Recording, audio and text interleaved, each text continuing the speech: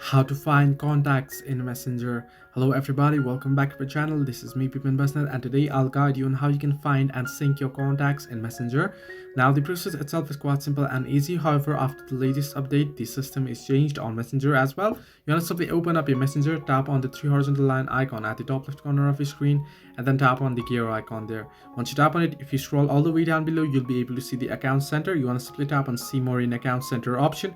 Once you tap on it, you want to simply select the option that says your information and permissions there under account settings. Once you tap on it, you want to simply head into the option that says upload contacts, right? Simply tap on it, and now since you want to find your Messenger contacts, you want to simply tap on Messenger option, and you want to tap on upload contacts, and you want to simply tap on turn on. This way your contacts will be synced and you'll be able to find your contacts in Messenger. So this way you can find contacts in Messenger. Hope this helped you. Do like and subscribe, and do not forget to leave a comment down below if you have any further issues.